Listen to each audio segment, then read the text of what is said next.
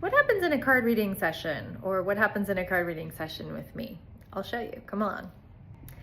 I don't tend to work with tarot. I work mostly with Oracle. That's just my personal preference. Oracle is a lot more diverse. However, I like to work with Oracle decks that also have shadow cards to provide depth and diversity. So first, I get out all the decks that I'd like to work with today. Of course, we have the Sacred Reflections Oracle deck, which is my deck. I have a relationship deck. I have a card deck with some shadow cards. I love the Animal Spirit deck. This one's great. And then I also like this Starseed Oracle deck. So I've got my card decks out. Sometimes I work with more than this, sometimes less. Then we are going to cleanse the decks. So I'm just gonna light my charcoal tablet.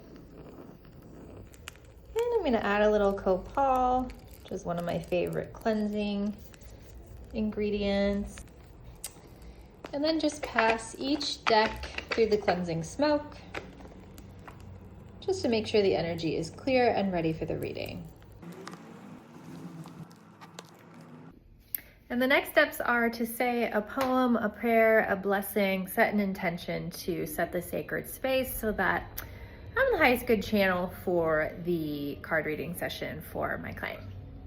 And now we're ready to start. So when you come in for a session, whether it's online and remote or in person, you can ask any question that you like, and we draw a variety of cards to sort of set a story and theme and get the guidance and illumination around the question. If you don't have any specific questions, we do more of a general reading, and I'll do an energy blueprint where I just look at your tarot archetype and your astrology, and we just kind of get a little bit of a general blueprint from that information. And here's a general card reading. I'll show you an example of just a general reading for a client. Okay, so I pulled 7 cards collectively from the decks that I brought in today.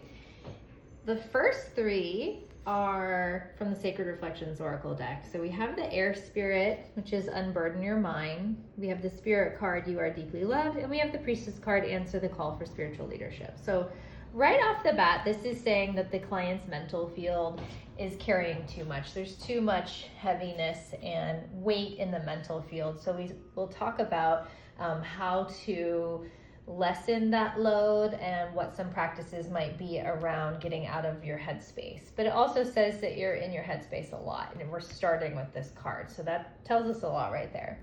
Then we have this card that You Are Deeply Loved. So this is just a reminder that there are allies in the universe, whether it's ancestors or spirit guides or whatever that might be, just letting you know how noticed and deeply loved you are. So this person really needs to hear that they have unconditional love flowing to them from other places.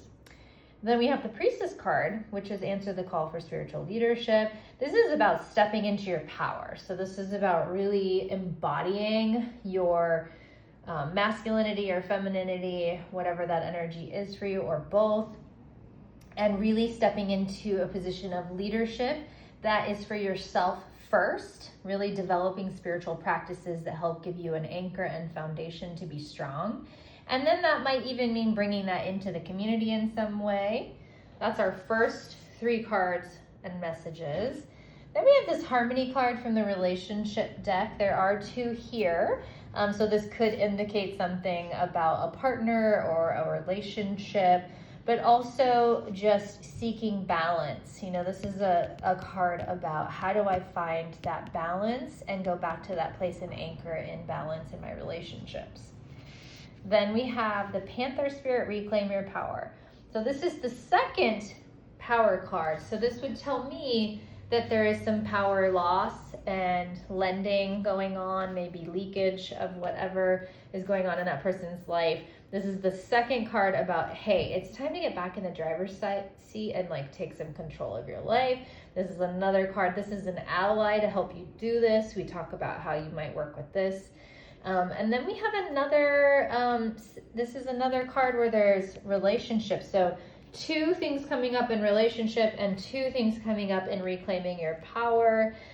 This card would talk about, this was actually upside down when I pulled it. So this would indicate that there is challenge in the relationship and that we need to get this card right side up again by having some balance and reclamation of power. So even if I knew nothing about them, we know this right now. And then we're ending with the last card, the deep cellular healing, physical and emotional healing. So this would say time to work on yourself, time to get in therapy, or time to do some work where you are at the epicenter of this work and really focusing on what it is that needs healing in you so that you can move in a more aligned and empowered way. So this reading is all about empowerment and whatever relationship is going on here, and really healing, reclaiming power, and stepping back into the seat of that. So that would be an example of a general reading. But I love couples readings. I love decision-making readings where we look at several pathways, whether it's job, career, relationship.